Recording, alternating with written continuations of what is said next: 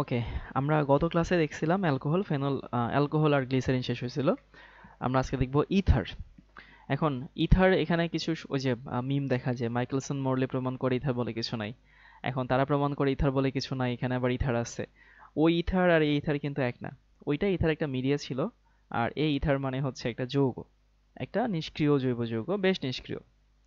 এরপরে আসি ইথার এবং অ্যালকোহলের পার্থক্য কি। আমরা এটা জানি জৈব যৌগে হাইড্রোজেন যেরকম কাজ করে আর অনেকটা সেরকম কাজ করে। তাহলে এখানে যদি হাইড্রোজেন থাকে তাহলে সেটা অ্যালকোহল হয়, আর আর থাকলে সেটা ইথার হয়। তাহলে আমি বলতে পারি ইথার এবং অ্যালকোহল কাছাকাছি, বাট কাছাকাছি হইলেও অ্যালকোহল অনেক সক্রিয়, ইথার অনেক নিষ্ক্রিয়।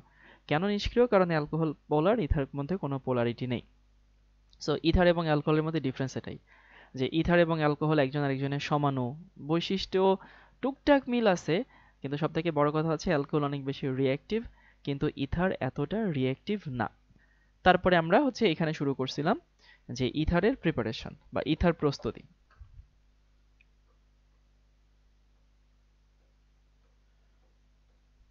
এবং এখানে এই কথাটা বলছিলাম কারেন্ট যাওয়ার আগে, যে আমি পার্সোনালি প্রস্তুতি পড়াতে পছন্দ করি না। তবে হচ্ছে দুইটা যৌগ বা দুইটা মূলক আছে, একটা হচ্ছে অ্যালকেন আর একটা হচ্ছে ইথার। এই দুটোর ক্ষেত্রে বিক্রিয়াই আসলে পড়াশোনায় হচ্ছে প্রস্তুতি, এই জিনিসটুকু। সো প্রথমটা হচ্ছে আমরা অ্যালকোহলের মধ্যে পড়ে আসছি, যে আমি যদি হচ্ছে অ্যালকোহল নেই আর ও এইচ, এবং আমি এখানে নেব সালফিউরিক অ্যাসিড। তবে এখানে শর্ত হচ্ছে এখানে অ্যালকোহল ডাবল নিতে হবে, ডাবল নেই বেশি নেই, অ্যালকোহল বেশি নিতে হবে, এটা হচ্ছে শর্ত। তো যদি আমি এখানে অ্যালকোহল বেশি নেই তাহলে এখানে কি তৈরি হচ্ছে, এখানে তৈরি হচ্ছে ইথার, আর এখানে ও, এখানে আর এখানে পানি তৈরি হচ্ছে। এবং সবার হয়তো মনে থাকা উচিত এই বিক্রিয়াটা আমরা পড়ছি অ্যালকোহলের মধ্যে, খুব ঘটা করে পড়ছি। সালফিউরিক অ্যাসিড বেশি নিলে তখন অ্যালকিন তৈরি হয়, তখন 170°C তাপমাত্রা নিতে হয়। সো এই বিক্রিয়ার নাম ছিল কনডেনসেশন বিক্রিয়া। কিসের কনডেনসেশন? অ্যালকোহলের কনডেনসেশন বিক্রিয়া। গেল এটুকু। ইথারের আরেকটা প্রস্তুতি আছে, আরেকটা প্রস্তুতি হচ্ছে অ্যালকাইল হ্যালাইড থেকে। সো আমি যদি এইটা নেই, এটা সোডিয়াম অ্যালকক্সাইড, মানে যদি এখানে সোডিয়ামের বদলে হাইড্রোজেন থাকতো তাহলে নামটা হয়তো অ্যালকোহল, বা হচ্ছে অ্যালকোহল হইতো মিথানল, ইথানল, প্রোপানল। যখন অ্যালকোহলের একটা হাইড্রোজেন সোডিয়াম দিয়ে প্রতিস্থাপিত হয় তখন সেখানে এটাকে সোডিয়াম অ্যালকক্সাইড, মানে সোডিয়াম মিথক্সাইড, সোডিয়াম ইথক্সাইড, সোডিয়াম প্রোপক্সাইড, এই টাইপের নামে রাখা হয়। তো যদি আমি সোডিয়াম অ্যালকক্সাইড নেই এবং তার সঙ্গে যদি সোডা লাইম নেই, কি বলে, অ্যালকাইল হ্যালাইড নেই।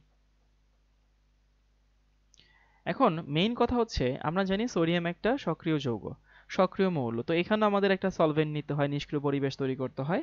এই জন্য আমরা কি নিব, এখানে ড্রাই ইথার নিব। সোডিয়াম আছে যেখানে, ড্রাই ইথার সেখানে, এটা মনে রাখা খুব সহজ আমাদের এই লেভেলের জন্য। তখন সোডিয়াম আর হ্যালাইড মিলে তৈরি করে হচ্ছে সোডিয়াম হ্যালাইড।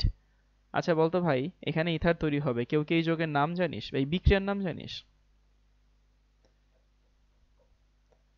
বিক্রিয়ার নাম কিন্তু অনেক ইম্পর্টেন্ট।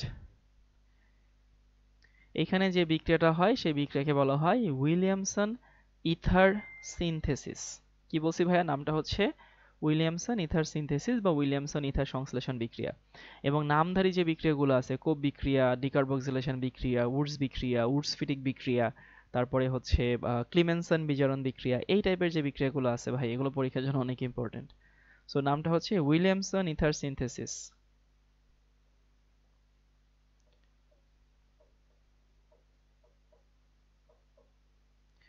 উইলিয়ামসন ইথার সংশ্লেষণ।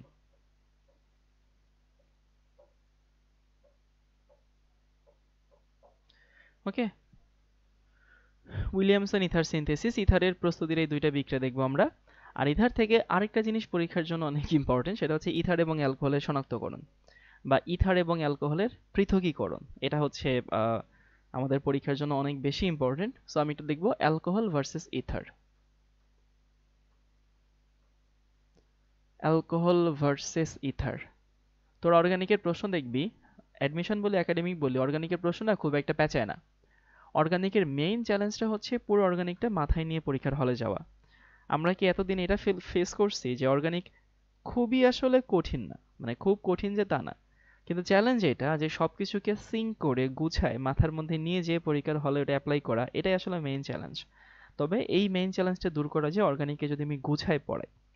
সত্যি বলতে কি, এটাকে অ্যালকোহলিজমূলক বলা হয়, আরও যেটা অর্গানিকের ক্ষেত্রে মেইন, অর্গানিক সবাই পড়াইতে পারে, মানে অর্গানিক যদি তুইও পড়াস, তুইও যদি একটু বাসায় ভালো মতো নিজে স্টাডি করিস, তারপরে যদি স্টুডেন্ট পড়াস, তুইও পড়াইতে পারবি। মানে এমন কোনো কিছুই আসলে পড়ানো যায় না এমন কিছু না। কিন্তু ফ্যাক্ট হচ্ছে অর্গানিককে গুছায় সাজায় অল্প সময়ে স্মার্টলি পড়ানো, স্মার্টলি ডেলিভারি করা, মানে এটা সব থেকে বড় চ্যালেঞ্জ।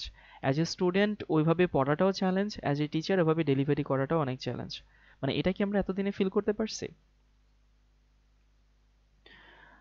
বুয়েটে অর্গানিক থেকে কয়টা আসে? ধর 13টা প্রশ্ন, তো অ্যাটলিস্ট 3টা হয়তো পাবি। এটা বলা যায় না, এক এক বছর এক এক রকমের আসে, বাট 13টার মধ্যে 3টা তো অবশ্যই আশা করা যায়, 3টা বা 4টা এরকম তো আশা করাই যায়। সো অর্গানিকের মেইন চ্যালেঞ্জ এটা, যে পুরো অর্গানিকটাকে মাথায় নিয়ে পরীক্ষার হলে যাওয়া। আর তার জন্য হচ্ছে শুধু বই পড়া, অথবা হচ্ছে ধর তুই ধর বাসায় কারো কাছে পড়িস, সে তোকে অর্গানিকে বইতে যা আছে সেগুলো সুন্দর মতো বুঝাই দিল। হ্যাঁ, এটা ইফেক্টিভ, কিন্তু ওইটা মাথায় নিয়ে এক্সাম হলে যাওয়া অনেক কঠিন।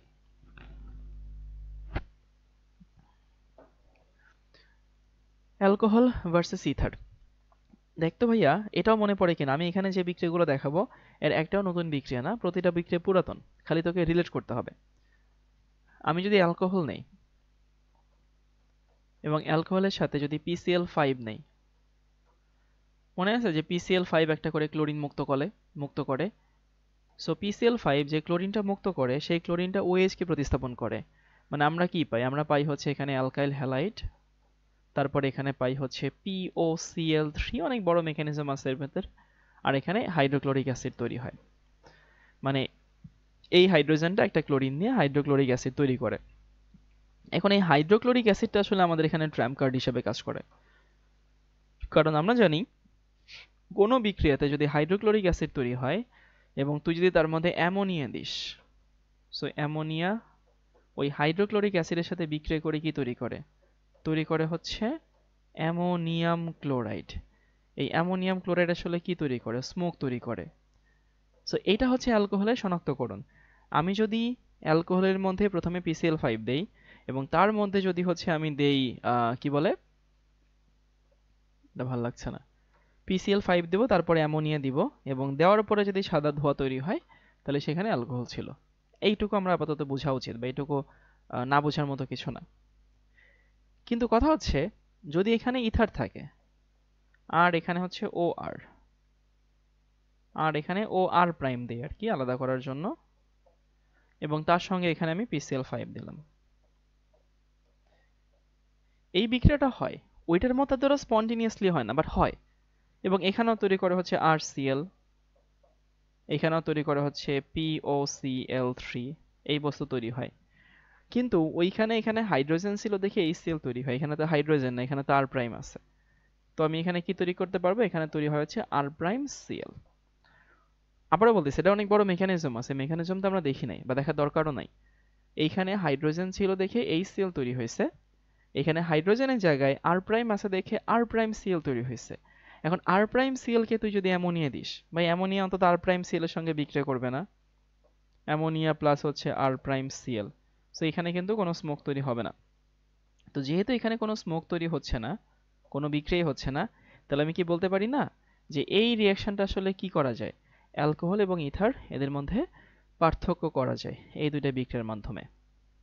তাহলে আমি সংক্ষেপে রিভিউ করি, আমরা কি পড়ছি? অ্যালকোহল এবং ইথার, মানে অ্যালকোহল ইথার পড়ছি।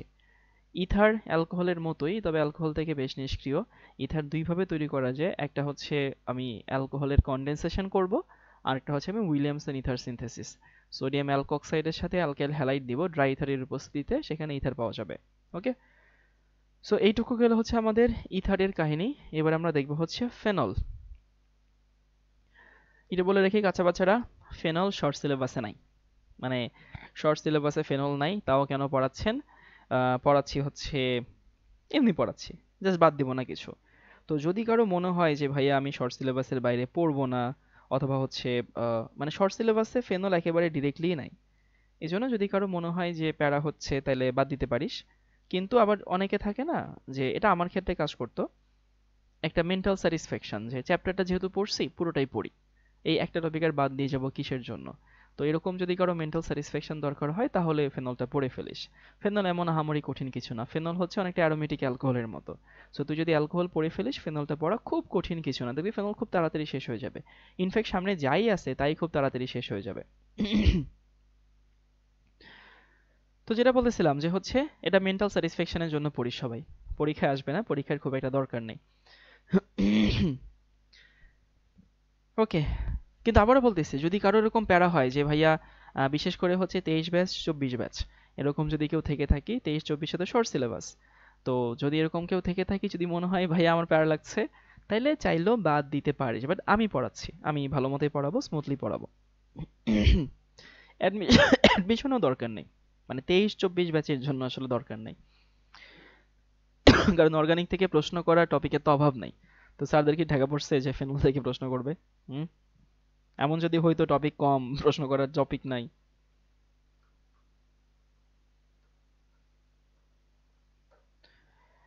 আমরা কি জানি ফেনলের কমার্শিয়াল নাম কি, বা ফেনলকে মানুষ বাজারে কি নামে ডাকে? জানা আছে কারো?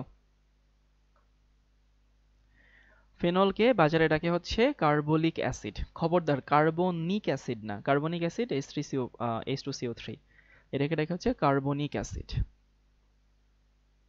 মানে দোকানে গিয়ে কার্বনিক অ্যাসিড বললে মানুষ চিনবে। কার্বলিক অ্যাসিড সাবতারাতে কাজে লাগে আর কি।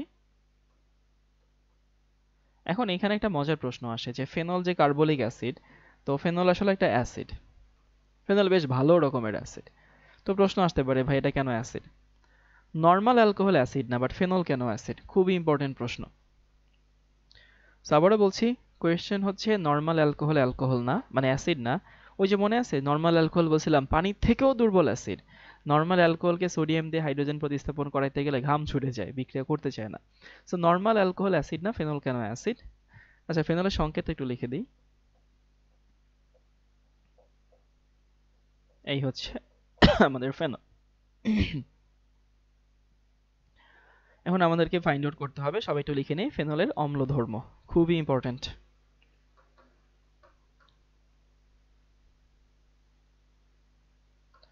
টপিক হচ্ছে ফেনলের অম্ল ধর্ম।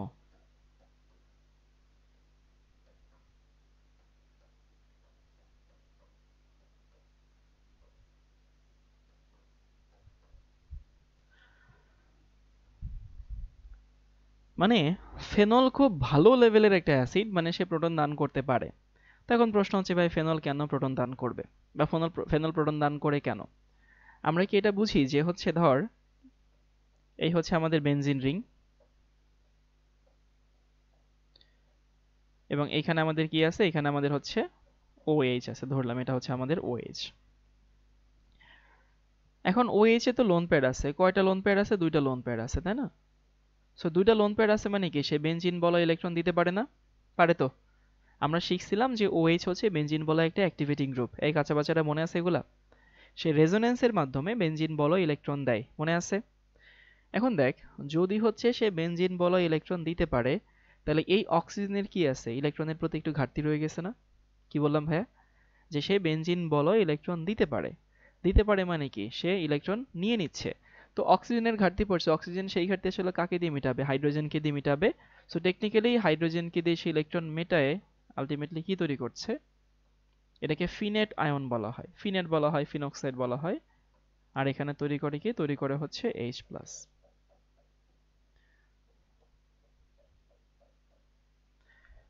তাহলে ফেনল প্রোটন ছাড়তে পারছে।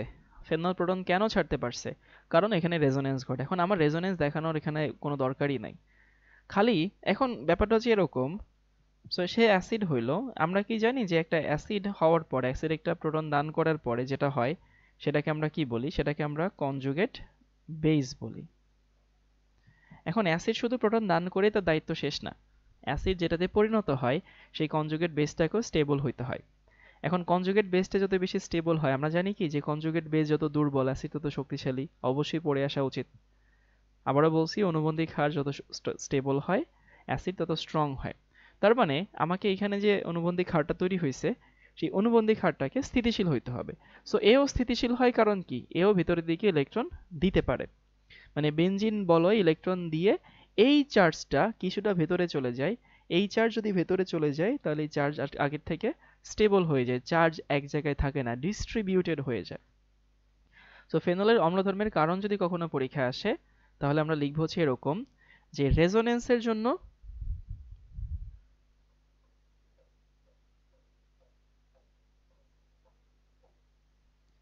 রেজোনেন্স এর জন্য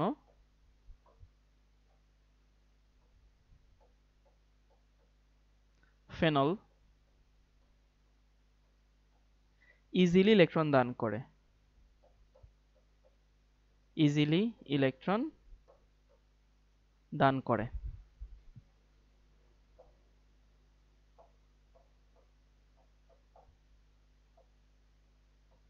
আবার ওই একই কারণে ওই রেজোনেন্সের কারণে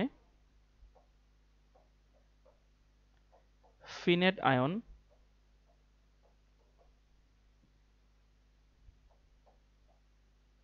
স্টেবল হয়।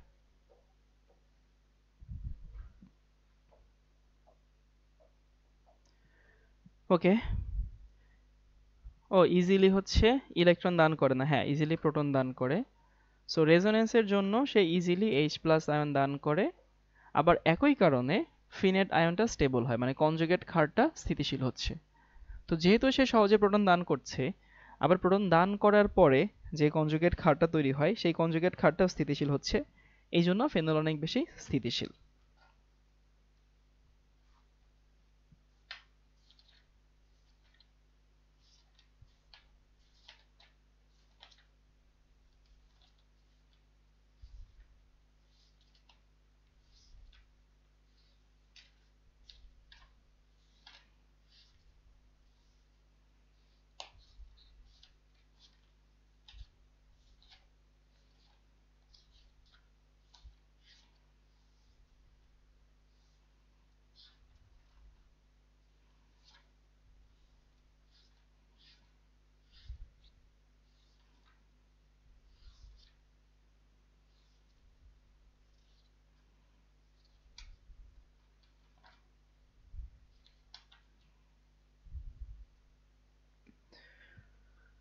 ওকে,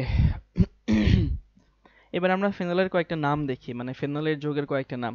যদি কার্বন একটা থাকে সেটা তো ফেনল, মানে যদি এরকম যদি থাকে, এই নামগুলো একটু শেখা ইম্পর্টেন্ট যদি কখনো ঠুসঠাস এমসিকিউতে আসে। ধর এখানে হচ্ছে OH আর এখানে হচ্ছে মিথাইল। আমরা জানি যে এখানে যদি OH বা মিথাইল থাকে সেটাকে বলা হয় ক্রিসল, এবং যেহেতু এখানে অর্থ অবস্থানে আছে এটাকে বলা হয় অর্থক্রিসল। সো ও ক্রিসল বলে আর কি, CRESOL। অর্থ অবস্থানে থাকলে অর্থক্রিসল, প্যারা অবস্থানে থাকলে প্যারাক্রিসল, মেটা অবস্থানে থাকলে মেটাক্রিসল। এরপরে যদি কখনো এরকম থাকে আমার কাছে দুইটা OH থাকে এবং সেই দুইটা OH যদি হচ্ছে এইখানে থাকে, নাম হচ্ছে ক্যাটিকল। ইংলিশ স্পেলিংটা আমি জানি না, বাংলাটা লিখে দিই। সো এটার নাম হচ্ছে ক্যাটিকল। যদি এরকম হয় যে এই দুইটা মেটা অবস্থানে থাকে, এখানে OH আর এখানে হচ্ছে OH, এটার নাম হচ্ছে রিসোর্সিনল। রিসোর্সিনল, রিসোর্সিনল, ক্যাটিকল রিসোর্সিনল। তারপরে যদি এরকম থাকে এইখানে হচ্ছে OH আর এখানে হচ্ছে OH, এটাকে বলা হয় কুইনল।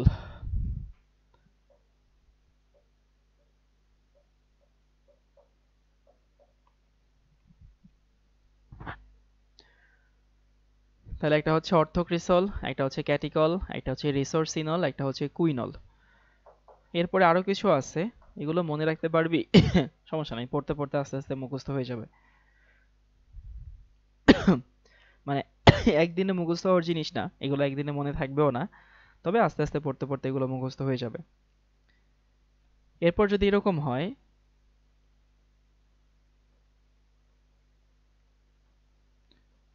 তিনটা প্রতিস্থাপক যদি থাকে, তিনটা OH যদি থাকে, এখানে OH, এখানে OH আর এখানে হচ্ছে OH। সো তিনটা OH থাকলে নাম হচ্ছে পাইরোগ্যালল। আমার নিজেরই মনে থাকে না। এর নাম হচ্ছে পাইরো, বাট ফরচুনেটলি আমাকে মনে রাখাও লাগে না।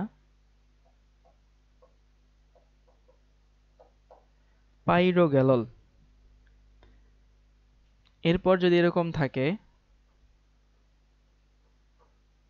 এইখানে হচ্ছে OH এবং এখানে হচ্ছে OH আর এইখানে হচ্ছে OH। এই যৌগের নাম হচ্ছে হাইড্রোক্সিকুইনল।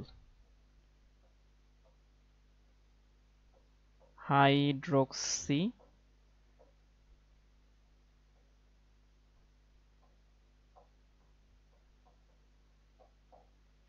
হাইড্রোক্সিকুইনল।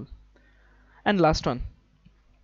এগুলো মনে রাখা আসলেই প্যারা, মানে আমি স্বীকার করছি, কারণ এখানে বুঝার কিছু নাই, জাস্ট লিটারালি মুখস্থ করতে হবে। এইখানে যদি OH থাকে, এইখানে OH, আর এইখানে যদি OH থাকে, এই যৌগের নাম হচ্ছে ফ্লুরোগ্লুসিনল। ফ্লুরোগ্লুসিনল।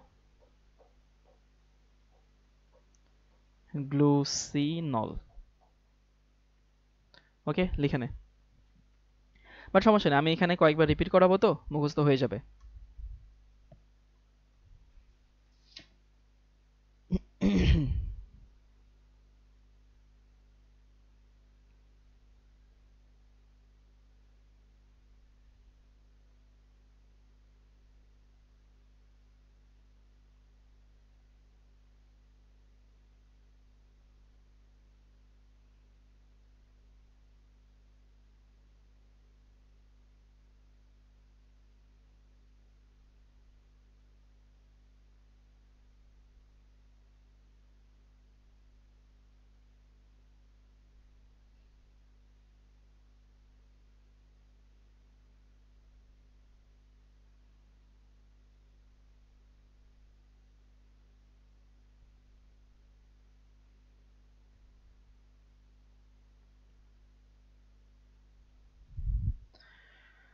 তাহলে আমি একটু সংক্ষেপে মনে করাই দিই, মানে আমি এখন আগামী 5 মিনিট ধরে যে বকবক করব সেই বকবকে তোকে কিছু বোঝাচ্ছি না, খালি এই জিনিসগুলো তোর সামনে বেশিক্ষণ রেখে দিচ্ছি যেন তোর চোখে লেগে থাকে, আর কিছু না।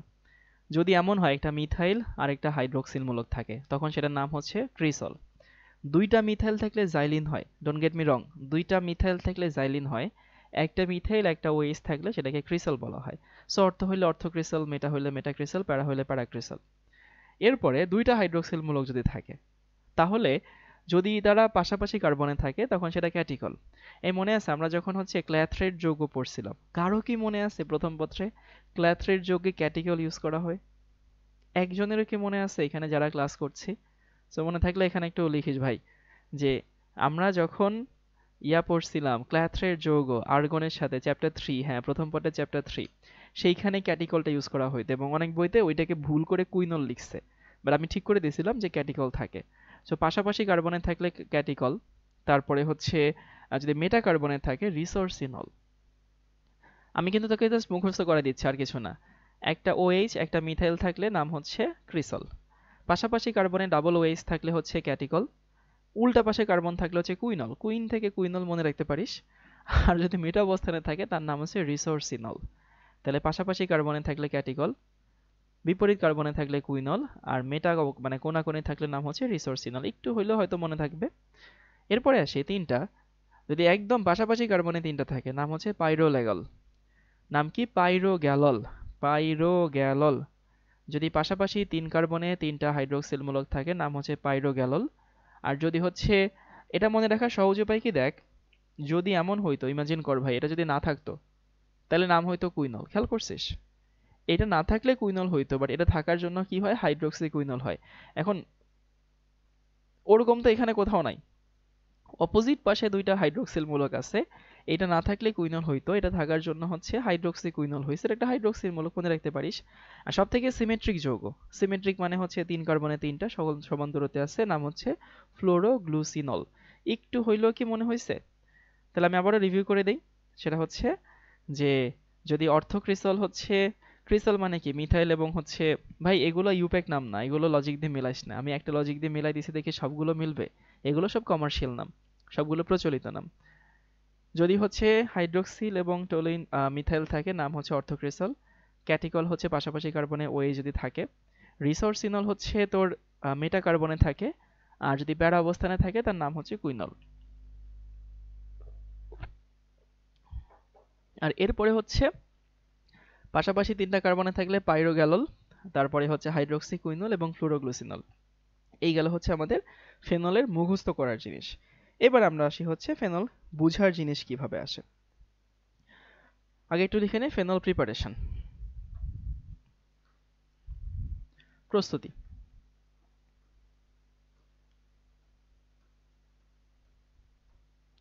ফেনল প্রস্তুতি এমন আহামরি কঠিন কিছু না, আমরা 2টা পড়বো মেইনলি। দেখবি বইয়ে লঘু তেল, মধ্যম তেল, গাঢ় তেল, তারপরে হচ্ছে আলকাতরা, হ্যান অনেক কিছু আছে। বাট ওই জিনিসগুলো না প্র্যাকটিক্যাল জিনিস, বইতে দিয়ে রাখছে শুধু ফর্মালিটিজের জন্য। আমরা আমাদের পড়াশোনায় বোঝার জন্য থিওরিতে যেগুলো লাগে সেগুলা। প্রথম প্রসেস হচ্ছে ডাউ পদ্ধতি। আর এগুলো কেউ যদি না বুঝে বই পড়তে যায় একদম সে হচ্ছে হারাই যাবে।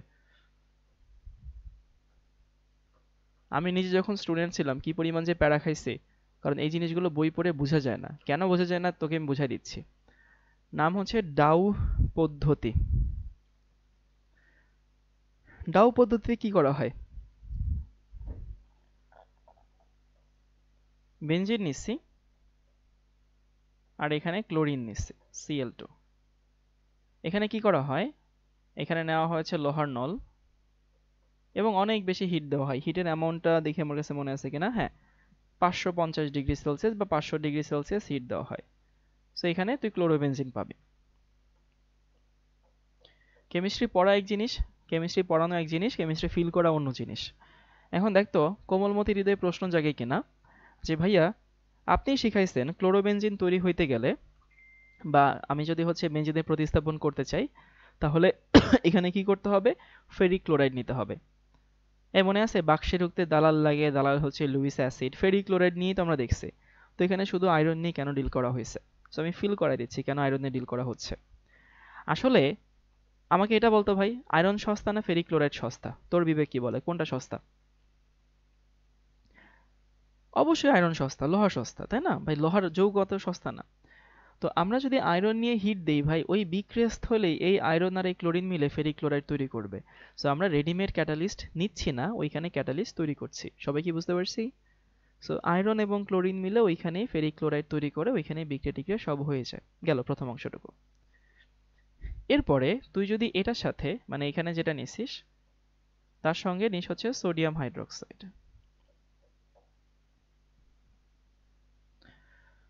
যদি সোডিয়াম হাইড্রোক্সাইড নিস, এখন তোর কাছে এখানে এই বস্তু তৈরি হয়, কিন্তু দেখবি যে মন মানে না, মানে এই বস্তু লিখতে গিয়ে পড়তে গিয়ে মন মানবে না, কেমন জানি মনে হবে যে কেমন জানি কেমন জানি। এটা হচ্ছে সোডিয়াম ফিনেট তৈরি হয়। কিন্তু ভাইয়া তোর লজিক কি বলে সোডিয়াম ফিনেট তৈরি হওয়া উচিত, নাকি হচ্ছে এই সোডিয়াম আর ক্লোরিন মিলে সোডিয়াম ক্লোরাইড তৈরি হবে আর এখানে ফেনল তৈরি হবে? মানে তোর কি মনে হয় এখানে কি ফিনেট হইলে তো মন মানতো, নাকি ফেনল তৈরি হইলে মন মানতো? দেখতো খুবই common sense, sodium plus chlorine minus, তো সোডিয়াম ক্লোরিন মিলে তো সোডিয়াম ক্লোরাইড তৈরি করে ফেলবে, তাহলে এখানে তো ফেনল তৈরি হওয়া উচিত। সো ফেনল হইলে আমার মন মানতো, কিন্তু এখানে তো ফিনেট তৈরি হয়েছে, তাহলে এখানে কিছু একটা কাহিনী আছে।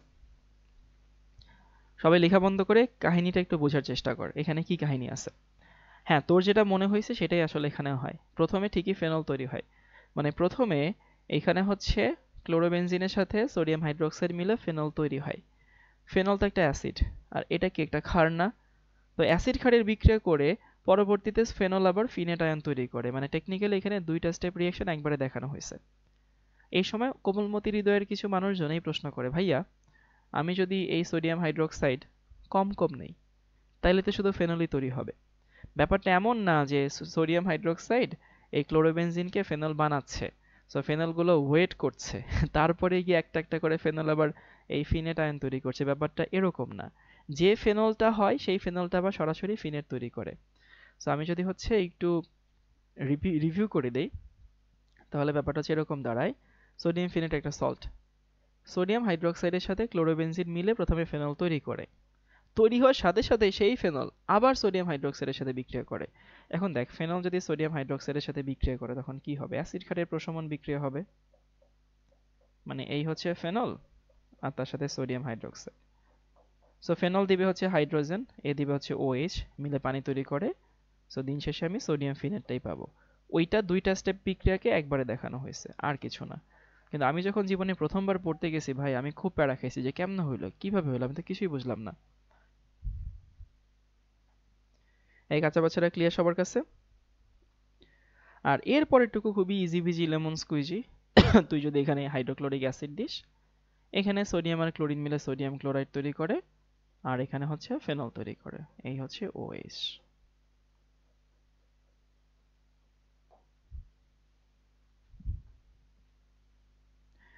তাহলে ডাই পদ্ধতিতে কি করা হয়? বেনজিনের সাথে তপ্ত লোহার উপস্থিতিতে ক্লোরোবেনজিন তৈরি করা হয়। ক্লোরোবেনজিন থেকে তৈরি করা হয় সোডিয়াম ফিনেট, সোডিয়াম ফিনেট থেকে তৈরি হয় ফেনল।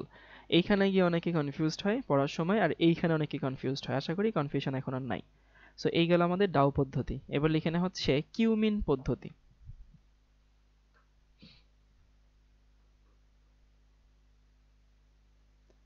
কিউমিন।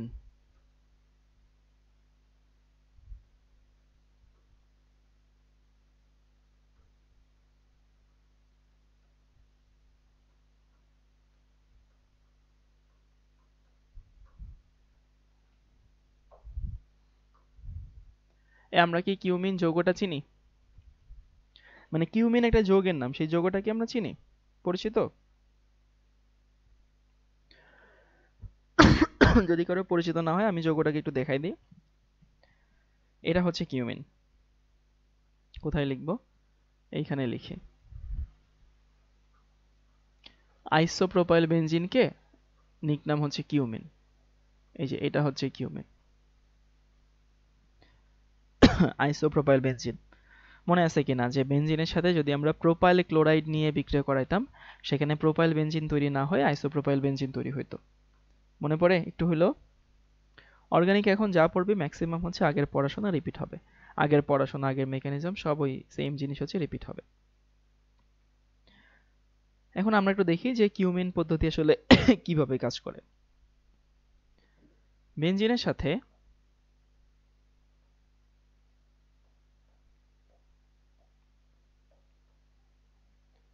এই হচ্ছে বেনজিন, আমি এখানে হচ্ছে এটার বিক্রিয়া করাবো। CH2, এখানে CH এবং এখানে হচ্ছে CH3।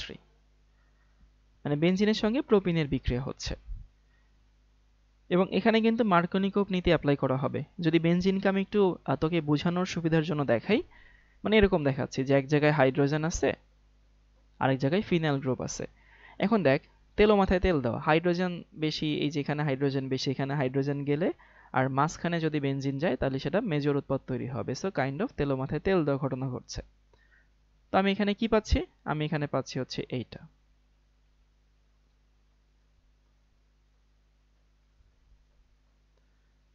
এখানে হচ্ছে CH, এখানে CH3, আর এখানে হচ্ছে CH3। দেখ, এই বস্তু তৈরি হলো, এবং এটাকে আসলে আমরা কি বলি? এটাকে আমরা হচ্ছে কিউমিন বলি। এখন আমি করব কি, এখানে যে কিউমিনটা তৈরি হয়েছে, সেই কিউমিনকে, আমার কিন্তু উদ্দেশ্য এখানে হচ্ছে OH আনা, মানে এটা আমার আলটিমেট উদ্দেশ্য। তো সেই উদ্দেশ্য সাধনের জন্য আমি এটাকে জারণ করব। এবং এখানে কি কি নিতে হয়? ক্যাটালিস্টগুলো আমার মনে থাকে না। নিতে হয় হচ্ছে কোবাল্ট, তারপর হচ্ছে 130 ডিগ্রি সেলসিয়াস তাপমাত্রা, এবং হচ্ছে 4 থেকে 7 ATM চাপ। সো কোবাল্ট নিব, তারপরে হচ্ছে 130 ডিগ্রি সেলসিয়াস তাপমাত্রা, 4 থেকে 7 ATM চাপ। আমি কি করব? আমি কিউমিনকে জারণ করব। সো তুই যখন কিউমিনকে জারণ করবি, তখন এই দুটো অক্সিজেন অনেক বড় মেকানিজমের মাধ্যমে এই যৌগের মধ্যে অ্যাড হয়, এবং অ্যাড হয়ে সেখানে তৈরি করে হচ্ছে এইটা। এখানে হচ্ছে কার্বন, অক্সিজেন, এখানে হচ্ছে অক্সিজেন, হাইড্রোজেন, আর এখানে হচ্ছে CH3, আর এখানে হচ্ছে CH3। সো এই মেকানিজমটা দরকার নেই, সবাই এটুকু একটু মনে রাখিস। যারাকে একটু সুন্দর করে সোজা করে লিখি।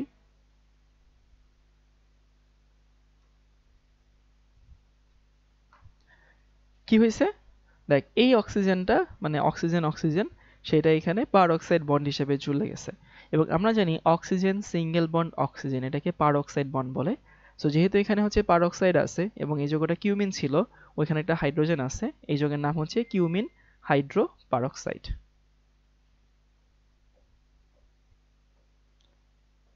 Cumin hydro peroxide.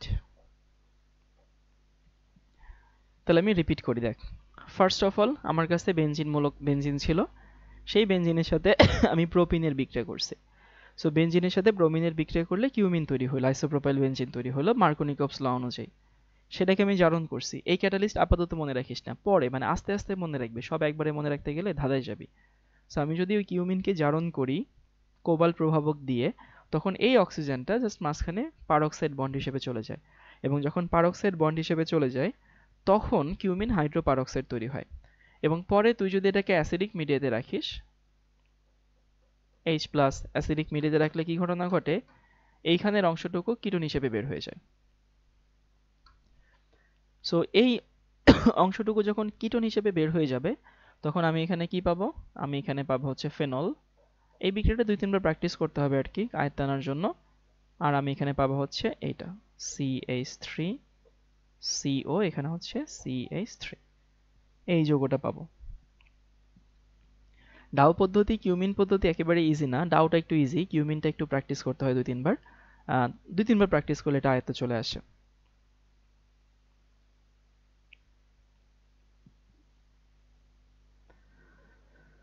ওকে, তাহলে আমি একটু রিভিউ করে দেই। আমরা পড়ছিলাম হচ্ছে ফেনল, এবং কি বলছিলাম, ফেনল অম্লধর্ম, ফেনলের নামই হচ্ছে কার্বলিক অ্যাসিড।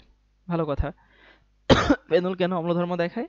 কারণ রেজোনেন্সের জন্য সে বেনজিন বলয়ে ইলেকট্রন নেয়, তাও সহজে হাইড্রোজেন দান করতে পারে। সো রেজোনেন্সের জন্য সে সহজে হাইড্রোজেন দান করে, আবার একই রেজোনেন্সের জন্য হাইড্রোজেন দান করে যে আয়নে পরিণত হয় সেটা আবার স্থিতিশীল হয়।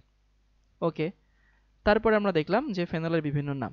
যদি হচ্ছে ফেনলের হাইড্রোক্সাইড এবং হচ্ছে মিথাইল থাকে তখন নাম হচ্ছে ক্রিসল। তারপরে হচ্ছে পাশাপাশি ডাইহাইড্রোক্সাইড থাকলে ক্যাটিকল, বিপরীত পাশে থাকলে কুইনল, কোনাকুনি থাকলে রিসোর্সিনল। তারপরে হচ্ছে যদি পাশাপাশি 3টা হাইড্রোক্সিল মূলক থাকে তখন নাম হচ্ছে পাইরোগ্যালল। যদি সিমেট্রিক যৌগ থাকে ফ্লোরোগ্লুসিনল, আর হচ্ছে এটা তো হাইড্রোক্সি কুইনল বলছিলাম, কুইনলের সাথে হাইড্রোক্সিল আর হলো। ফেনল দুইভাবে প্রস্তুত করা যায়, ডাউ পদ্ধতি, কিউমিন পদ্ধতি। আমি জানি অনেকের এখানে টনক নড়ছে, অনেকে একটু আবেগ আপ্লুত হয়েছিল আমি যখন বলছিলাম যে ফেনল পড়ে ফেলি, যৌগে কি বলে জৈব যৌগের কোনো কিছু বাদ না দেই। তো তখন মনে করছিল যে এটিকে যে পড়ি, বাট এই দুইটা প্রস্তুতি দেখার পরে অনেকের মনে হয়েছে না থাক, না পড়লেই মনে হয় ভালো হইতো। এটা কি কারো মনে হইতেছে? ইজি, মানে এমন কঠিন কিছু না, নতুন হয়তো বা এই দুইটা অংশ, বাট এরপর থেকে দেখবি তোর পরিচিত জিনিস। যে আমি যদি যে ডাউ পদ্ধতি অ্যাপ্লাই করি, বেনজিনের সাথে ক্লোরিন দিলাম, আয়রন ক্যাটালিস্ট, ক্লোরোবেনজিন তৈরি হইলো। যে কোনো পথই হচ্ছে কঠিন না, যদি তুই সেখানে 1-2 বার হাঁটিস আর কি, আর কিছু না। সো বেনজিনের সাথে আয়রন দিব, ক্লোরোবেনজিন তৈরি হয়। সেখানে সোডিয়াম হাইড্রোক্সাইড দিলে সোডিয়াম ফিনেট তৈরি হয়, তাকে এসিএল দিয়ে পাতন করলে ফেনল তৈরি হয়। আর কিউমিন হচ্ছে বেনজিনের সাথে প্রোপিনের বিক্রিয়ায় কিউমিন তৈরি হয়, জারণ করলে হাইড্রোক্সি কিউমিন হাইড্রোপারঅক্সাইড, আর তাকে পাতন করলে ফেনল তৈরি হয়। এবার লিখি ফেনলের বিক্রিয়া, আমরা টাইপ ধরে ধরে আগাবো, নাহলে মাথায় রাখতে পারবে না। তো সবাই লিখে নেয় টাইপ 1।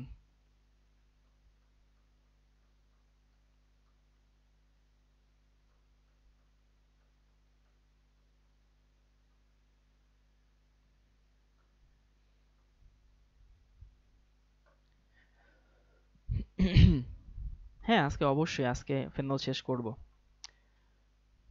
মানে যদিও আমরা ক্লাসের কারেন্টের জন্য প্রায় 1 ঘন্টা আমরা দেরি করে ফেলছি, বাট তারপর আজকে ফেনল শেষ করবই ইনশাল্লাহ, যদি না ওরকম কোনো আবার ঠুসঠাস করে কারেন্ট চলে না যায়। টাইপ 1 হচ্ছে, সবাই লিখে নেয় বলয়ে বিক্রিয়া বা রিংয়ে বিক্রিয়া। রিংয়ে বিক্রিয়া।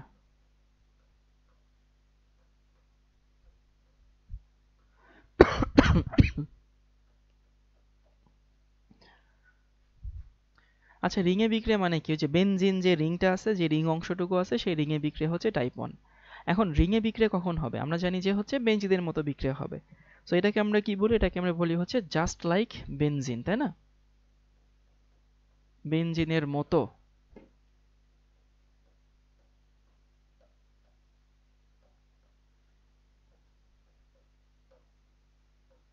কিন্তু ভাইয়া বেনজিনের মতো বুঝলাম, কিন্তু বেনজিন থেকে ফাস্ট হবে না বেনজিন থেকে স্লো হবে বলতো? কি মনে হয়? অবশ্যই বেনজিন থেকে ফাস্ট হবে। কেন বেনজিন থেকে ফাস্ট হবে? কারণ হচ্ছে এটা বেনজিন বলকে অ্যাক্টিভেট করে, সো বেনজিন থেকে ফাস্টার। আর এখানে দুইটা উৎপাদ তৈরি হবে, একটা হচ্ছে অর্থ আর একটা হচ্ছে প্যারা। সো একটা অর্থ উৎপাদ একটা প্যারা উৎপাদ, এইটুকু আমাদের হচ্ছে মাথায় রাখতে হবে। এইটুকুকে মাঝে নিয়ে আসি। তাহলে প্রথম টাইপ 1 আমরা কি শিখলাম? রিং এ বিক্রিয়া শিখলাম।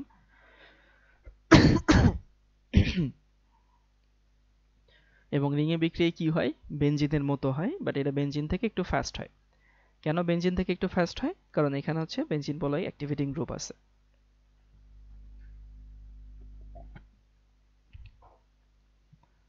ওকে, এবার আমরা একটা একটা করে দেখি। সো মাঝে একটা ফেনল নিব। এখানে তো আর মেকানিজম দেখার কিছু নাই, মেকানিজম যা শেখার তো শিখেই আসছে। এই হচ্ছে আমাদের ফেনল। সো আমরা দেখব যে এইখান থেকে আসলে কত কিছু বানানো যায়, কি কি বানানো পসিবল। এবং মজা লাগবে, তোদের মজা লাগবে। এখান থেকে মজার জিনিস, যাদের হচ্ছে ওই ধারণাটা মানে আসছিল যে হ্যাঁ কি দিয়ে কি হইতেছে কেমনে কিছু বুঝি নাই, তারা এখন ভাল লাগবে। প্রথমত দেখি, আমি যদি এটার সাথে হচ্ছে অ্যালকাইলেশন করি, CH3Cl এবং অ্যালুমিনিয়াম ট্রাইক্লোরাইড, তাহলে ভাই ক্রিসল তৈরি হবে, তাই না? যেরকমটা পড়ছিলাম সেরকম। এখানে হচ্ছে OH CH3, একটা হচ্ছে অর্থ ক্রিসল তৈরি হবে, আরেকটা তৈরি হবে প্যারাক্রিসল। এখানে OH আর এখানে CH3। এটা খুবই ইজি পিজি লেমন স্কুইজি, মানে তুই এটা জানিস।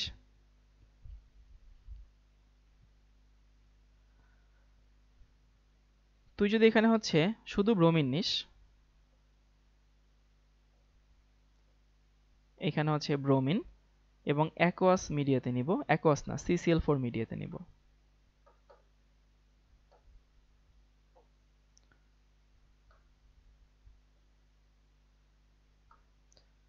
CCl4 media.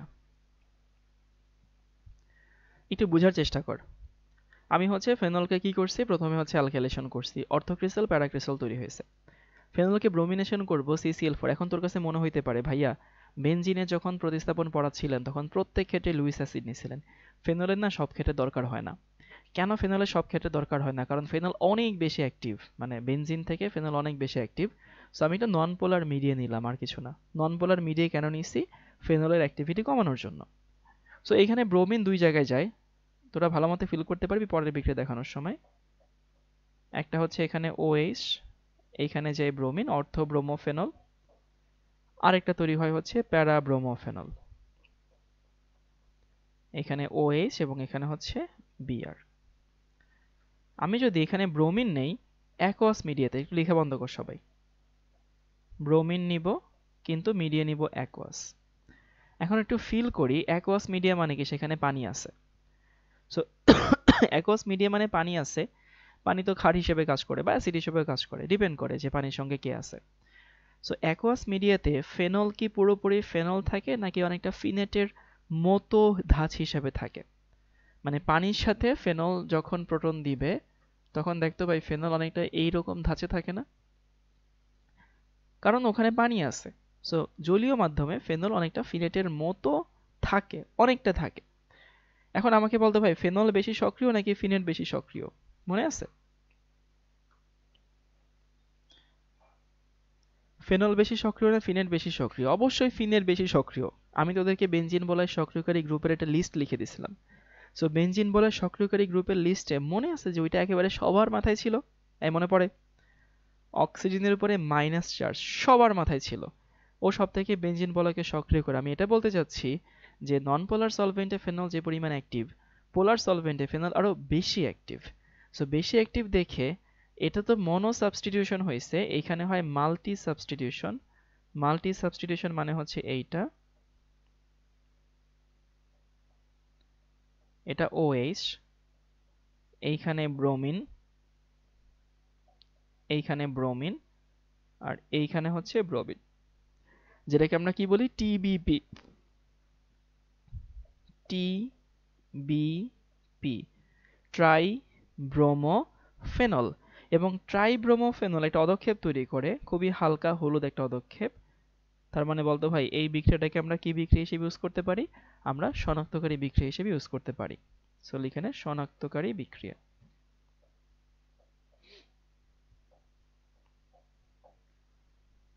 রিক্যাপ করে দেই, এটা রিক্যাপ করার কিছু নাই, এই দুটো হচ্ছে ইম্পর্টেন্ট। আমি যদি ফেনলের সাথে নরমাল ব্রোমিনেশন করি নন পোলার সলভেন্টে, তখন অর্থব্রোমোফেনল প্যারাব্রোমোফেনল তৈরি হয়। কিন্তু ফেনলের সাথে যদি আমি পোলার সলভেন্টে ব্রোমিনেশন করি, স্পেশালি অ্যাকুয়াস মিডিয়াতে, তখন ফেনল ঠিক ফেনল হিসেবে থাকে না, ফেনল অনেকটা ফিনেট হিসেবে থাকে। সো ফেনল যদি ফিনেট হিসেবে থাকে, এই ফিনেটটা অনেক বেশি অ্যাক্টিভ থাকে ফেনল থেকে। এই জন্য এখানে অর্থ প্যারা অবস্থানেই গেছে, দেখ এই যে অর্থতে গেছে প্যারাতেই গেছে, বাট মাল্টি সাবস্টিটিউশন হয়। সো যেহেতু মাল্টি সাবস্টিটিউশন হয়, এই জন্য এই যৌগটা মানে কেন মাল্টি হয়েছে, কারণ এটা হচ্ছে অনেক বেশি স্টেবল। বাকিটুকু খুব ইজি পিজি লেমন স্কুইজি, এইখানে আসলে একটু ঘাপলাটা ছিল, আর তেমন কিছু ঘাপলা নাই। তুই যদি এরকম নিস CH3 COCl আর অ্যালুমিনিয়াম ট্রাইক্লোরাইড নিস, মানে অ্যাসাইলেশন করিস,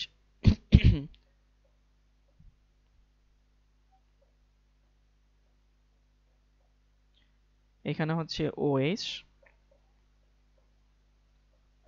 COCH3, এটা একটা,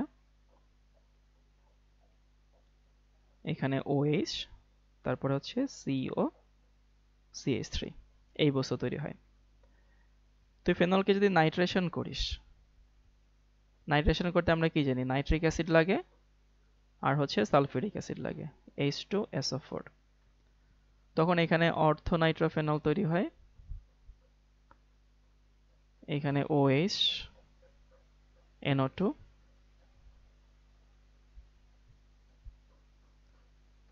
এইখানে হচ্ছে OH, এখানে NO2।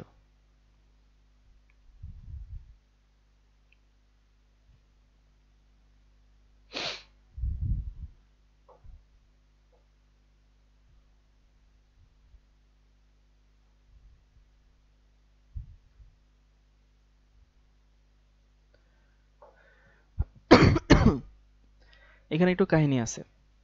কাহিনী হচ্ছে যদি এরকম হয়, ধর আমি এখানে নাইট্রিক অ্যাসিড নিছি লঘু DIL ডিলিউটেড, আর সালফিউরিক অ্যাসিড নিছি হচ্ছে দুইটা, এটা ডিলিউটেড নিছি, তখন এরকম মনো সাবস্টিটিউশন হইল। কিন্তু ভাই তুই যদি এখানে হচ্ছে, দাঁড়া এটা মুছেই ফেলি, আমি সুন্দর করে লিখে দিচ্ছি, খালি খালি নষ্ট করবো না, এত সুন্দর করে লিখতেছি। মানে মেন ঘটনাটা এরকম ঘটছে, আমি নাইট্রিক অ্যাসিড নিচ্ছি HNO3, বাট লঘু নাইট্রিক অ্যাসিড, আর আমি এখানে সালফিউরিক অ্যাসিড নিয়েছি H2SO4, এটাও লঘু পাতলা। তখন এখানে হচ্ছে ঠিকই তৈরি হয় হচ্ছে দুইটা ফেনল, একটা অর্থোনাইট্রো, এখানে হচ্ছে OH NO2, অর্থোনাইট্রোফেনল তৈরি হয়, আর এখানে OH, এখানে NO2, অর্থোনাইট্রোফেনল প্যারানাইট্রোফেনল তৈরি হয় যদি আমি এখানে নাইট্রেশন করি। কিন্তু কথা হচ্ছে ভাই, এখানে তুই যদি নাইট্রেশন করিস হচ্ছে শক্তিশালী নাইট্রেশন, শক্তিশালী নাইট্রেশন মানে হচ্ছে এইটা নিবি তুই, nitric acid HNO3 CONC concentrated, আবার এখানে সালফিউরিক অ্যাসিড নিবি H2SO4, এটাও কনসেন্ট্রেটেড। তখন এখানে কি তৈরি হয়, এইখানে যেরকম হচ্ছে মনো সাবস্টিটিউশনের জায়গায় মাল্টি সাবস্টিটিউশন হয়েছে, এখানেও মাল্টি সাবস্টিটিউশন হয়। মাল্টি সাবস্টিটিউশন হয় মানে হচ্ছে এইটা তৈরি হয়, এইখানে OH NO2, এখানে হচ্ছে NO2। অনেকে কিন্তু ভুল করে এটাকে TNT বলে, TNT হচ্ছে ট্রাইনাইট্রোটুলুইন, এটা হচ্ছে ট্রাইনাইট্রোফেনল। সো ট্রাইনাইট্রোফেনল মানে এই যৌগের একটা কমার্শিয়াল নাম আছে, কমার্শিয়াল নাম হচ্ছে পিক্রিক অ্যাসিড, নামটা লিখে নে, পিক্রিক অ্যাসিড।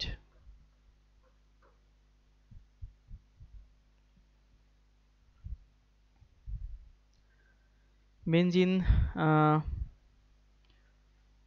অসম্পৃক্ততা কিভাবে দেখায়? ওই যে বেনজিনের সাথে আমি যদি হচ্ছে ক্লোরিন দেই, ব্রোমিন দেই, তাহলে এটা ব্রোমিনকে ভেঙে ফেলে না?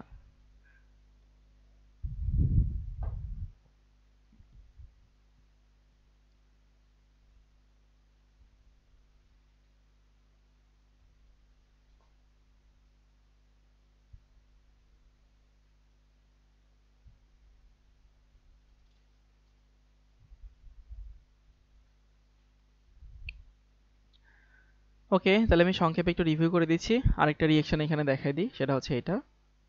যদি ফেনলের সাথে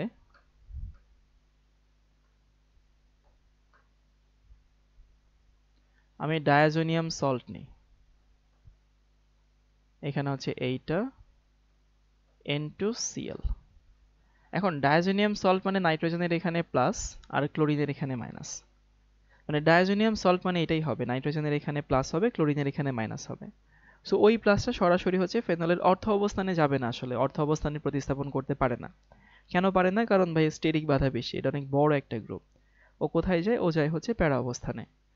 তো আমি একটু বেনজিন এটাকে একটু কাত করে লেখাই, তাহলে বুঝতে পারবি সুবিধা। এখানে হচ্ছে এই ফেনলের OH, তারপরে এখানে হচ্ছে N2, এইটা এই বিক্রিয়াকে বলা হয় কাপলিং বিক্রিয়া, কাপলিং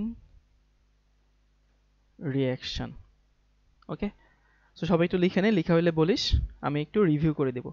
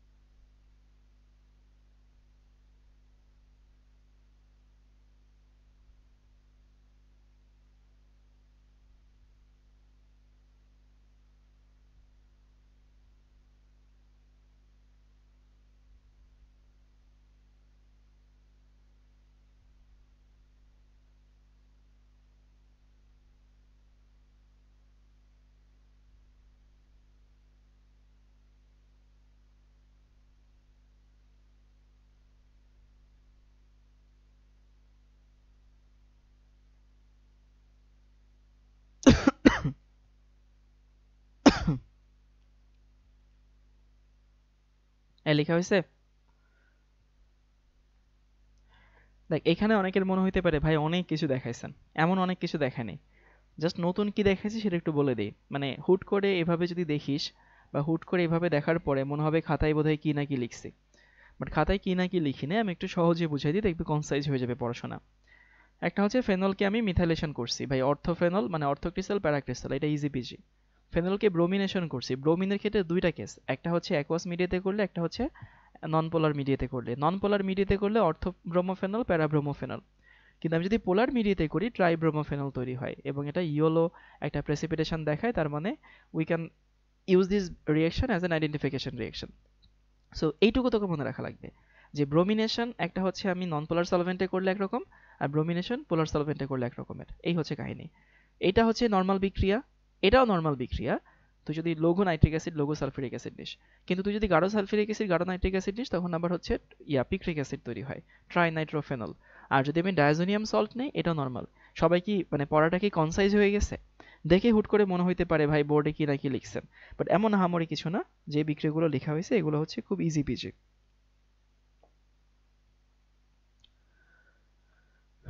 ওকে, এবার একটু দেখি আমরা হচ্ছে যে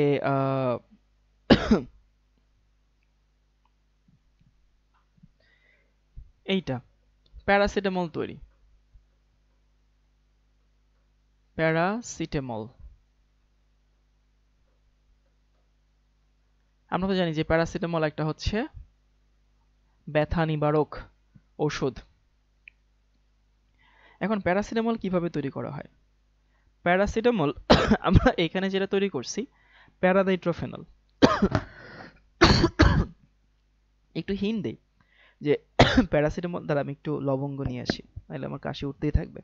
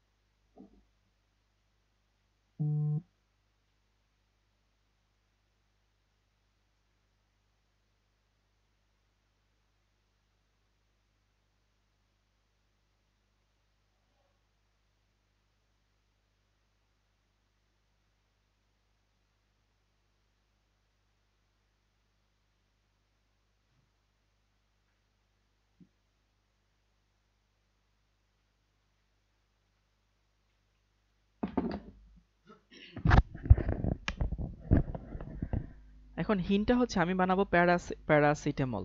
তো প্যারাসিটামল তো বুঝতেই পারছি, প্যারা কার্বন নিয়ে কোন একটা কাহিনী আছে, মানে এটা হচ্ছে লজিক, কমন সেন্স। সো আমি প্যারাসিটামল তৈরি করব। প্যারাসিটামল মানে এখানে অ্যামিন আছে বা এই টাইপের কিছু একটা আছে। আমরা কাজ শুরু করব কোনটাকে নিয়ে? এই যে প্যারানাইট্রোফেনলকে নিয়ে। সো প্যারানাইট্রো কেন ভাই, অর্থনাইট্রো না কেন? কারণ অর্থোসিটামল বলে কিছু নাই, প্যারাসিটামল আছে। সো এই হচ্ছে আমার OH আর এই হচ্ছে আমার NO2। এই প্যারানাইট্রোফেনলকে আমি আলাদা করছি, কারণ আমার যৌগ হচ্ছে প্যারাসিটামল, আমাকে প্যারা যৌগটাকে নিয়ে ডিল করতে হবে। প্যারাসিটামলকে তুই হচ্ছে বিজারণ করবি। এখন প্রশ্ন আসতে পারে বিজারণ কেন করব? বিজারণ কেন করবি এটার জন্য প্যারাসিটামলের সংকেত জানতে হয় আর কি, টিন এবং হচ্ছে HCl দিয়ে। একটু বলে দেই, প্যারাসিটামলের পুরো নাম কি জানিস? প্যারাসিটামলের পুরো নাম হচ্ছে এইটা, আমি একটু বাংলায় লিখে দিই। এটার নর্মাল নাম, এটা তো কমার্শিয়াল নাম, প্যারা অ্যাসিটো। সো প্যারা অ্যাসিটো, তারপরে আবার অ্যামিনো। সো প্যারা অ্যাসিটো অ্যামিনো, তারপর হচ্ছে ফেনল। এটা হচ্ছে ওই যৌগের কমপ্লিট নাম, বুঝছিস? সো প্যারা অ্যাসিটো অ্যামিনো ফেনল, এক লাইনে বলা হয় প্যারাসিটামল। এখন প্যারা অ্যাসিটো অ্যামিনো ফেনল, এক লাইনে আমরা প্যারাসিটামল বলি, ভালো কথা। তো এখানে যেহেতু অ্যামিন আছে, এই যে অ্যামিন আছে, ওই অ্যামিন থেকে আমি বুঝতে পারছি এখানে আমাকে অ্যামিন আনতে হবে। এবং তোদেরকে শিখাইছিলাম অর্গানিক বেসিকের মধ্যে নাইট্রোমূলককে বিজারণ করতে গেলে টিন এবং HCl নেওয়া হয়। এটাই নাপা ক্যাপসুল, হ্যাঁ। নাপা তো হচ্ছে ট্রেড নেম, আর ওইটার মেইন কম্পোনেন্ট হচ্ছে প্যারাসিটামল। তখন কি হয়, এই NO2 এর জায়গায় NH2 হয়। সো আমি এখানে পাচ্ছি হচ্ছে এইটা,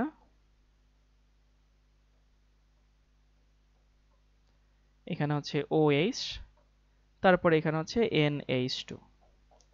এটা নাইট্রোফেনল থেকে অ্যামিনোফেনল হইল।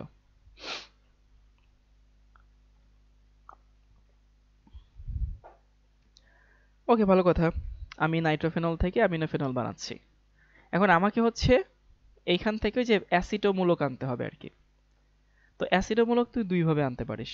দুইভাবে কি? একটা হচ্ছে এইটা, এখানে হচ্ছে CH3 CO, এখানে হচ্ছে Cl। এটা হচ্ছে ইথানোইল ক্লোরাইড। কি নাম বলছি ভাইয়া? নামটা হচ্ছে ইথানোইল ক্লোরাইড। এটা দিলেও হয়, অথবা ইথানোইক অ্যানহাইড্রাইড দিলেও হয়। CO, এখানে হচ্ছে O, তারপরে হচ্ছে CO, এখানে CH3। সো একটা হচ্ছে ইথানোইল ক্লোরাইড অথবা হচ্ছে ইথানোইক অ্যানহাইড্রাইড, তুই যেটা দিবি একটা দিলেই হয়। এখন এরা আসলে কি কাজ করে? এইখান থেকে এই যে এই অংশটুকু হচ্ছে আমাদের কি প্লাস, আর এখান থেকে এই অংশটুকু হচ্ছে আমাদের প্লাস। আচ্ছা, একবারেই দেখাই।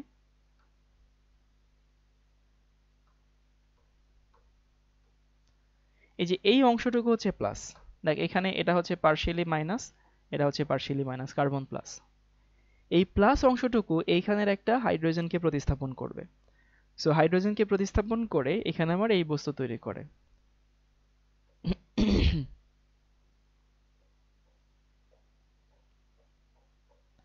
এখানে দেখ তৈরি হবে হচ্ছে OH। নাইট্রোজেনের এখানে হাইড্রোজেন দুইটা ছিল, একটা হাইড্রোজেন প্রতিস্থাপিত হবে কি দিয়ে? এই যে এই অংশটুকু দিয়ে। এটা নিলেও যা, এটা নিলেও তাই। সো এখানে হচ্ছে CO, এখানে CH3। আর বাই প্রোডাক্ট যদি উপরেরটা নিস তাহলে তো তৈরি হবে HCl, আর যদি নিচেরটা নিস তাহলে তৈরি হবে ইথানোয়িক অ্যাসিড। এই যে এটাকে বলা হয় প্যারা অ্যাসিটোঅ্যামিনোফেনল, সংক্ষেপে হচ্ছে প্যারাসিটামল। তুলে নিয়ে আমি রিভিউ করব।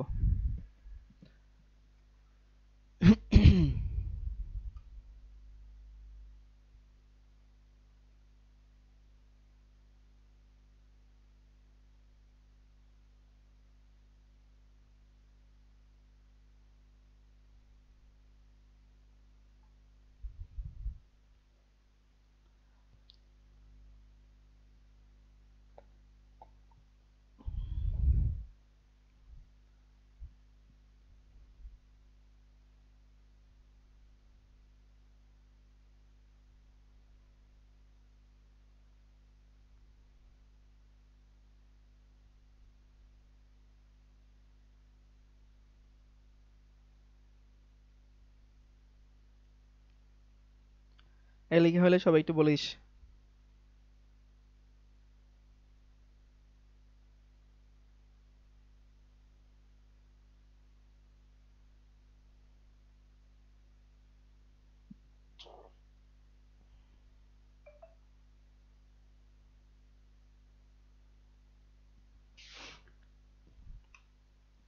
তাহলে আমি কি করছি? আমি হচ্ছে এই ফেনলকে নাইট্রেশন করছি, মাইল্ড নাইট্রেশন। সেখানে প্যারা নাইট্রোফেনল তৈরি হলো। প্যারা নাইট্রোফেনলকে আমি বিজারণ করছি। সো প্যারা নাইট্রোফেনলকে বিজারণ করে কি তৈরি হয়েছে? প্যারা অ্যামিনোফেনল। প্যারা অ্যামিনোফেনলের সাথে হচ্ছে আমি ওই অ্যাসিটো গ্রুপটাকে অ্যাড করছি। বলছিলাম না যে এটাকে অ্যাসিটো গ্রুপ বলে? এই মনে আছে যখন আমি পড়াইছিলাম, কি বলে, হ্যালোফর্ম রিঅ্যাকশন। সো বলছিলাম এটাকে অ্যাসিটো গ্রুপ বলা হয় বা ইথানোইল গ্রুপ বলা হয়। সো আমি যদি অ্যাসিটো গ্রুপ অ্যাড করি তাহলে কি হলো? প্যারা অবস্থানে আছে, প্যারা, এই যে হচ্ছে অ্যাসিটো, এই হচ্ছে অ্যামিনো, তারপর হচ্ছে ফেনল। তাহলে প্যারা অ্যাসিটো অ্যামিনো ফেনল, এটাকে সন্ধি করলে কি হয়? প্যারাসিটামল। কমার্শিয়াল নাম হচ্ছে, কমার্শিয়াল নাম না, প্রচলিত নাম হচ্ছে প্যারাসিটামল। টাইপ 1 শেষ। এবার হচ্ছে টাইপ 2। টাইপ 1টাই সব থেকে বড়, প্যারা নিস যে বাকিগুলো এত বড় বড় হবে। টাইপ 2 লিখে হচ্ছে বিজারণ।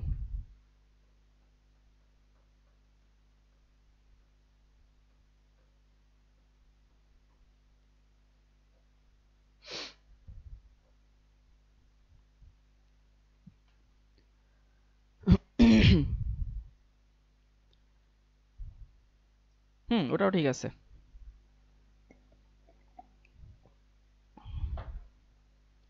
সো বিজারণটা হচ্ছে খুবই ইজি পিজি, মাত্র 3টা বিক্রিয়া। প্রথমত মনে আছে কিনা, যদি ফেনলকে আমি হচ্ছে এই বিজারণ করি, মানে আমি হাইড্রোজেন দিব এবং নিকেল দিব, তার সাথে হচ্ছে হিট দিব, তখন এখানে সাইক্লোহেক্সা, আচ্ছা উল্টাপাল্টা লিখে ফেলছি, আমি তো এখানে ফেনল লিখতে চাচ্ছি।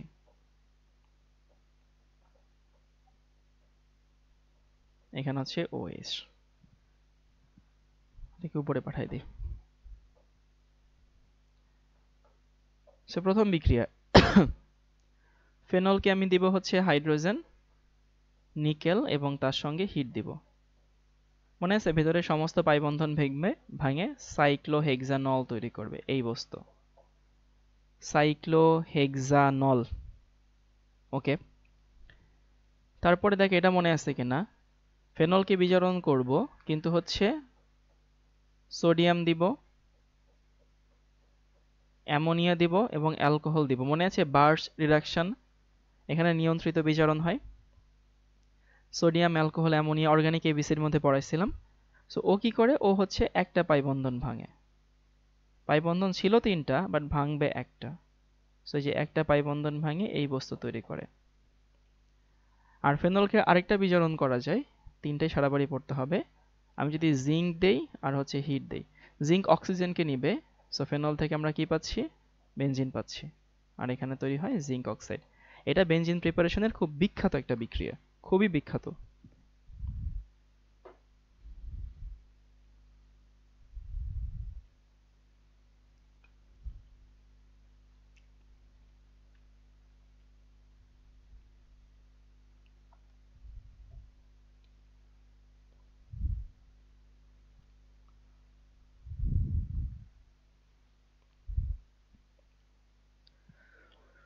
তাহলে কি হইলো, প্রথম হচ্ছে ফেনলকে যদি আমি নরমাল বিচরণ করি মানে হাইড্রোজেন দিয়ে নিকেল দিয়ে, তখন হচ্ছে সাইক্লোহেক্সানল তৈরি হয়।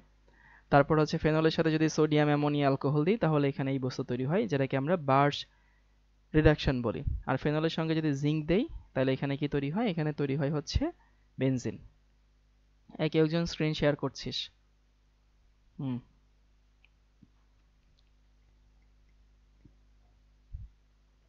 এই যৌগ থেকে একটা যৌগের নাম মনে পড়লো, সেই নামটা একটু লিখে নিতে পারিস তোরা। মানে এর সাথে সম্পর্কিত না, বাট এমনি এটা প্র্যাকটিক্যাল লাইফ অনেক ইউজ করিস তো। যৌগটা হচ্ছে এইটা, এখানে হচ্ছে CH3, এখানে হচ্ছে OH, এখানে হচ্ছে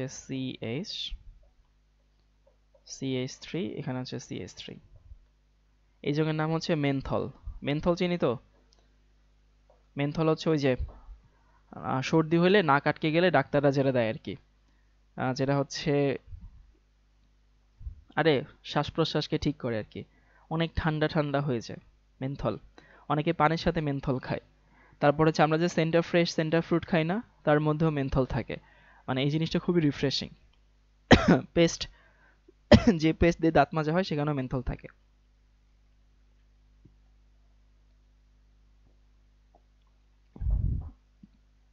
তাহলে আমাদের টাইপ 1 শেষ, টাইপ 2 শেষ, এবার এখানে টাইপ 3।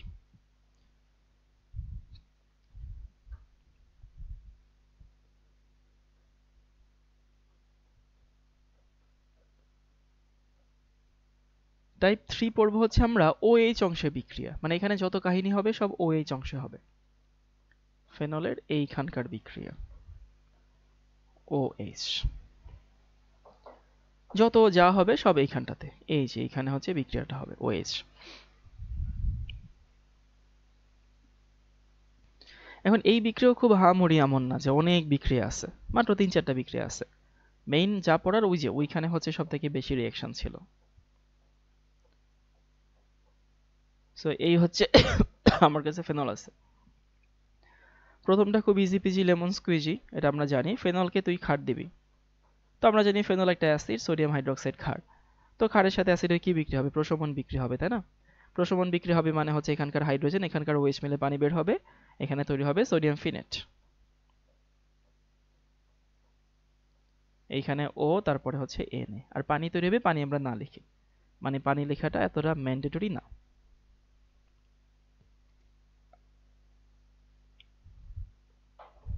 ওকে, সোডিয়াম ফিনেট তৈরি হলো। এখন সোডিয়াম ফিনেট থেকে আবার বিভিন্ন জিনিস তৈরি করা যায়।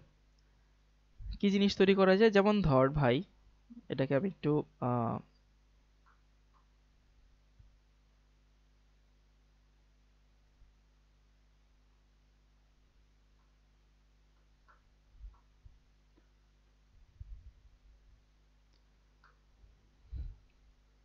এখান থেকে তুই বিভিন্ন জিনিস, বিভিন্ন না, দুইটা জিনিস বানাইতে পারিস। একটা হচ্ছে তুই যদি এটার সাথে এটা দিস, CH3Cl, দেখবি এটা নিয়ে ফেসবুকে অনেক মিম দেখা যায়। এই মিমটা তখন তো হয়তো বুঝিস না, এখন থেকে বুঝবি। তো এই ক্লোরিন আর সোডিয়াম গিয়ে সোডিয়াম ক্লোরাইড তৈরি করবে, আর এখানে তৈরি করবে হচ্ছে মিথক্সিবেনজিন। মিথক্সিবেনজিন মানে হচ্ছে এইটা, এখানে OCH3। এখন ওটার নর্মাল নাম মিথক্সিবেনজিন, বাট ওইটার নাম হচ্ছে অ্যানিসল। এই মিম কি কখনো কেউ দেখছিস? অ্যানিসল, ওই যে স্যার আনিসুল হককে নিয়ে এই মিম হচ্ছে মাঝে মধ্যে ফেসবুকে দেখবি ঘোরাফেরা করে আর কি। আনিসুল হক আর হচ্ছে অ্যানিসল। আর তুই যদি এখানে এটা দিস, ইথানয়িল ক্লোরাইড, CH3, এখানে হচ্ছে CO, এখানে Cl, তখন এই ক্লোরিন আর সোডিয়াম মিলে সোডিয়াম ক্লোরাইড তৈরি করবে। তখন এখানে আসলে কি তৈরি হবে, এখানে তৈরি হবে হচ্ছে এইটা, এখানে হচ্ছে অক্সিজেন, তারপর হচ্ছে CO, দেন হচ্ছে CH3। এই যৌগের নাম কি, এই যৌগের নাম হচ্ছে ফিনাইল ইথানয়েট।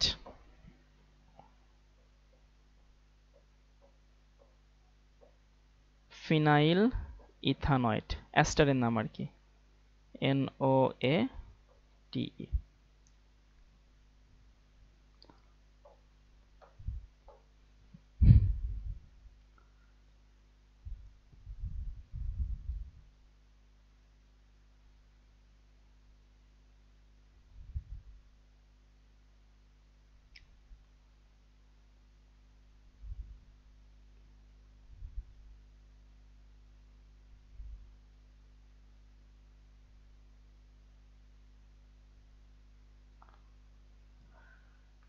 ওকে, এরপরে আসে হচ্ছে এটা আমরা আগে পড়ছি।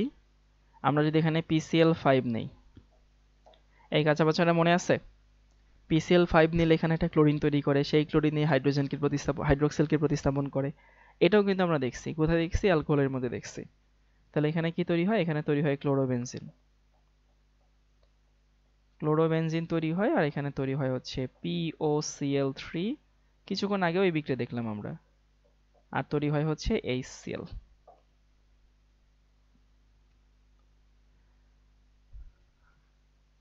আর পরের বিক্রিয়া দেখি, এখানে যদি আমরা হচ্ছে অ্যামোনিয়া নেই, মানে H, এখানে হচ্ছে NH2। যদি অ্যামোনিয়া নেই, তখন H আর OH মিলে কি বের হয়? HOH মিলে পানি তৈরি হয়। সো আলটিমেটলি আমরা এখানে পাচ্ছি হচ্ছে অ্যানিলিন। এখানে তৈরি হয় হচ্ছে NH2। কিন্তু আমি না এখানে এই পানিটা চাই না, কারণ অ্যানিলিন আর পানি আনওয়ান্টেড রিঅ্যাকশন হয়। সো যেহেতু আমি এখানে পানি চাই না, এই পানিটাকে সরানোর জন্য এখানে আমরা নিরোধক হিসেবে কি নেই? জিঙ্ক ক্লোরাইড নেই। সো এটা হচ্ছে ZnCl2। লিখে নে, লিখে হলে ডান লিখিস।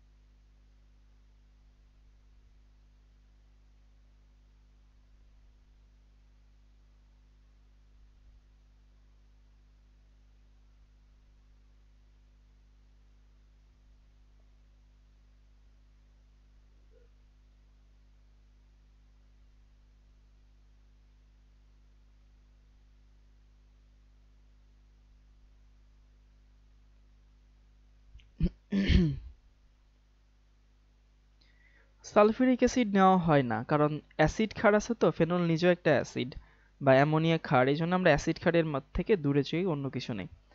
তাহলে প্রথমে দেখছিলাম হচ্ছে টাইপ 1। টাইপ 1 হচ্ছে ফেনলের রিংয়ে বিক্রিয়া। এটা আশা করি আয়ত্ত হয়ে গেছে, এক দুইবার প্র্যাকটিস করলে আয়ত্ত হয়ে যাবে। টাইপ 2 হচ্ছে বিজারণ বিক্রিয়া। এটা খুব ইজি পিজি, যে হচ্ছে এখানে হচ্ছে আমি জিঙ্ক দিয়ে বিজারণ করব, অ্যামোনিয়া দিয়ে বিজারণ করব, আর হচ্ছে হাইড্রোজেন দিয়ে বিজারণ করব। আর এটা হচ্ছে এই OH অংশে বিক্রিয়া। সো ফেনলের সঙ্গে যদি আমি ক্ষার নেই, সোডিয়াম হাইড্রোক্সাইড, তাহলে সোডিয়াম ফিনেট তৈরি হলো। এই সোডিয়াম ফিনেটের সাথে যদি আমি ক্লোরোমিথেন নেই, তাহলে সেখানে তৈরি হয় অ্যানিসল, মানে মিথক্সিবেনজিন। আর যদি ইথানোইল ক্লোরাইড নেই বা অ্যাসাইল ক্লোরাইড নেই, তখন সেখানে তৈরি হয় হচ্ছে ফিনাইল ইথানয়েড। PCl5 নিলে ক্লোরোবেনজিন তৈরি হয়, অ্যামোনিয়া নিলে তৈরি হয় হচ্ছে অ্যানিলিন। অ্যানিলিন পানি তৈরি হয়, আনওয়ান্টেড রিঅ্যাকশন হতে পারে, এই জন্য আমরা ওখান থেকে পানি সরানোর জন্য জিঙ্ক ক্লোরাইড দেই অ্যাজ এ নিরোধক হিসাবে। এবার এখানে টাইপ 4।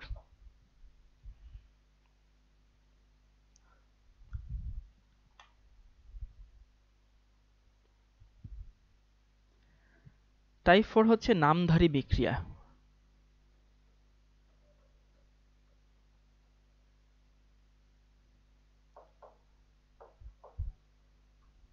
ফেনলে দুইটা নামধারী বিক্রিয়া আছে, এবং দুইটা আসলে টেকনিক্যালি মুখস্থই করতে হয়, মেকানিজমগুলো অনেক বড়। নামধারী বিক্রিয়া,